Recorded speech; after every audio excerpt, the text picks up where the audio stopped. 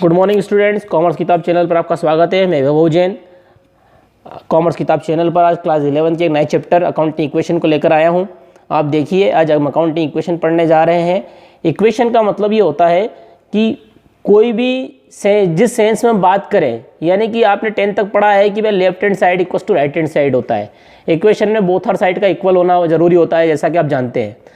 हम अकाउंट्स में भी यही बात अब करने जा रहे हैं। बड़ा आपको अजीब लगेगा कि यहाँ इक्वेशन क्या है, तो आपको मैं बता देता हूँ कि अकाउंटिंग इक्वेशन हम यहाँ पढ़ रहे हैं double entry system. Double entry system का मतलब ये होता है दोहरा लेखा प्रणाली। Every transaction effect in two accounts. Every transaction, कोई भी व्यापारिक सौदा जो होता है वो दो खातों को प्रभावित करता है। कोई भी सौदा हो, एक हाथ दिया, गिव एंड टेक वाला सिस्टम अप्लाई होता है।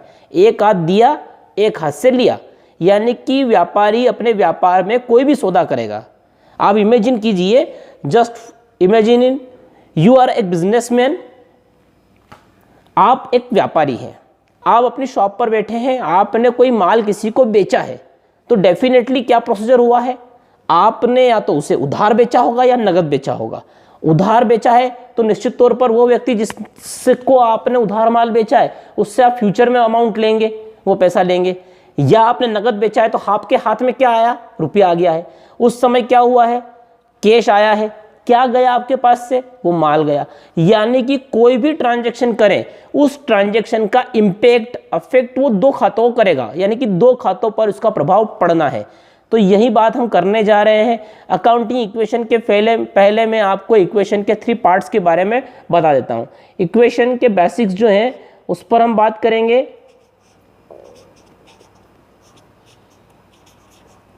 देखिए स्टूडेंट्स, इसमें बेसिक्स 3 पॉइंट होते हैं: एसेट्स, लायबिलिटीज और कैपिटल। इन दोनों का जो सम होगा वो किसके इक्वल होगा, एसेट्स के इक्वल होगा। अब हम यहां पर एक बात जो मेरे लास्ट वीडियो में आप देख चुके हैं, एसेट्स 2 टाइप्स के होते हैं, फिक्स्ड एसेट्स और करेंट एसेट्स। लायबिलिटीज का नेचर हम जानते हैं, लायबिलिटी भी 2 तरह की होती है, करेंट लायबिलिटीज और लॉन्ग टर्म लायबिलिटीज। कैपिटल क्या है, initially investment by investor, by businessman. व्यापार के स्वामी ने, ध्यान से सुनिएगा, व्यापार के स्वामी ने व्यापार में जो धन लाभ कमाने के उद्देश्य से लगाया, अपनी वेल्थ का एक पार्ट ऑफ वेल्थ अपनी पूंजी में के रूप में व्यापार में लगाया है, वह व्यापार की संपत्ति है, यानी कि वह भी एक इंटरनल लायबिलिटी की तरह ट्रीट होता है। तो स्टूडेंट्स, आप ये समझ चुके होंगे कि एसेट्स क्या है मेरे लास्ट वीडियो में, लायबिलिटीज क्या है इसके बारे में मैंने डिटेल किया है, कैपिटल के बारे में मैंने डिस्क्राइब किया था। अब चलिए हम बात करेंगे, अकाउंटिंग इक्वेशन को कंटिन्यू करते हैं। मैंने अभी स्टार्टिंग में ही बोला है कि हर एक ट्रांजैक्शन 2 खातों को प्रभावित करता है। इसी तरह से उन दोनों खातों के बारे में हम समझने जा रहे हैं। अकाउंटिंग इक्वेशन में सबसे पहले आप यहाँ देख रहे हैं, मैंने वही लिखा है जो लास्ट में एक्सप्लेन किया, assets equals to liabilities plus capital. Cash purchase, यदि हम किसी भी तरह का केस परचेस करते हैं तो क्या होगा, उसका इफेक्ट होगा कि गुड्स क्या होना है, इंक्रीज्ड होना है। कैश, गुड्स इंक्रीज्ड होंगे, डेफिनेटली कैश जो हमारे पास है वो माइनस होना है। यानी कि प्रभाव कितने खातों पर हुआ है, 2 खातों पर। क्रेडिट परचेस फ्रॉम एनीबडी, किसी भी व्यक्ति से अगर आपको कोई क्रेडिट सप्लाई मिला है, यानी कि आपने उससे उधार माल खरीदा है, तो ऐसी उधार खरीदी से गुड्स तो इंक्रीज होंगे, डेफिनेटली गुड्स क्या होंगे, इंक्रीज्ड हो जाएंगे। तो यहां पर दूसरा इफेक्ट आपकी लायबिलिटीज पर भी आने वाला है, क्योंकि जो आपको उधार सप्लाई कर रहा है वो सप्लायर आपका क्या होगा, creditor.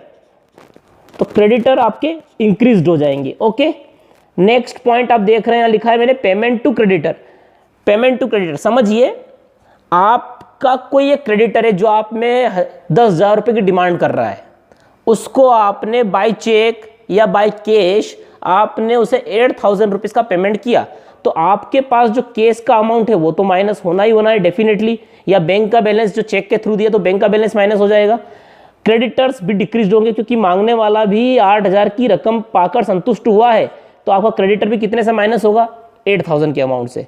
Okay, goods sold, goods sold आपने अपनी शॉप से, अकाउंटिंग ट्रांजैक्शन में आपको जब भी कोई ट्रांजैक्शन करें तो आपको वो पार्टी बनना पड़ेगा। आपकी इमेजिनेशन वैसी हो जाना चाहिए कि आप खुद वो पार्टी हैं। तो उसके हिसाब से अगर आप सोचना चालू करेंगे तो डेफिनेटली हर एक ट्रांजैक्शन आपके लिए स्मूथली और इजी होता जाएगा।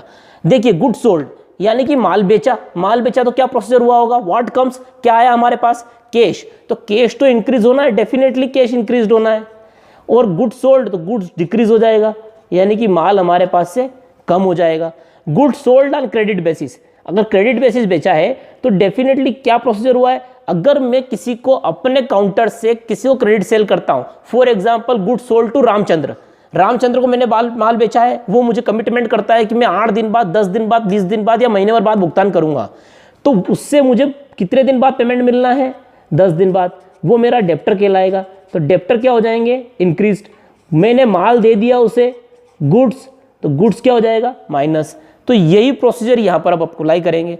आप देख रहे हैं इस चार्ट के थ्रू मैंने कुछ बेसिक टर्म्स को एक्सप्लेन किया है, यानी कि कोई भी ट्रांजैक्शन, फिर से मैं रिपीट कर रहा हूं, every accounting transaction, every business transaction affecting 2 accounts, ऐसा कोई सौदा नहीं है जिसके प्रभाव 2 नहीं होंगे। जो भी अकाउंटिंग ट्रांजैक्शन होंगे उनके इफेक्ट ट्वाइस होना ही है, दोहरे प्रभाव होना है। आप अगर ये बेसिक्स टर्म समझ गए हो तो अगले वीडियो में बने रहिए मेरे साथ। मैं अगले वीडियो में अकाउंटिंग क्वेश्चन के सॉल्व लेकर आऊँगा। कॉमर्स किताब चैनल पर आपका पुनः स्वागत है। लॉकडाउन चल रहा है, इसके नियमों को फॉलो करें और आप इसे समझ